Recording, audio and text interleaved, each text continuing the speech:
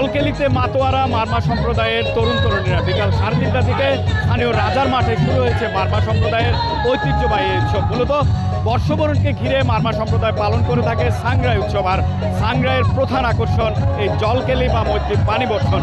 বিকাল থেকে কিন্তু স্থানীয় রাজার মাঠে পানি উৎসবে মেতেছে মারমা সম্প্রদায়ের তরুণ তরুণী, যুবক যুবতী, শিশু, বৃদ্ধ সহ সর্বস্তরের মানুষেরা। এক বছর অপেক্ষায় আজকে আমাদের মূল পানি খেলা, সবাই মজা করতেছে। আমাদের মারমাদের ঐতিহ্যবাহী অনুষ্ঠান, এটার জন্য সারা বছর মারমারা অপেক্ষা করে থাকে। এটা হচ্ছে আমাদের পুরানো বছরের যে আমাদের দুঃখ, কষ্ট, বেদনা, অসুস্থ যুগটা যেটা ধুয়ে মুছে যায়, নতুন বছর নতুন করে যাতে আমরা উদযাপন করতে থাকতে পারি। পানি খেলাটা তো রাখাইনদের এবং মারমাদের একটা ঐতিহ্যবাহী খেলা। বাংলাদেশে এই সম্প্রদায় দুইটোর মধ্যেই এই খেলাটা হয়।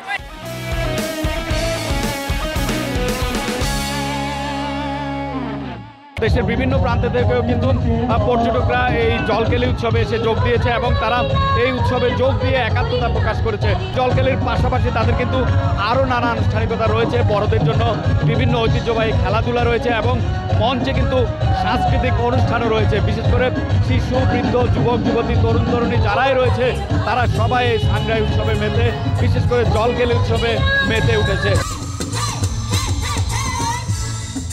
এন এ জাকির, সময় সংবাদ, বান্দরবান।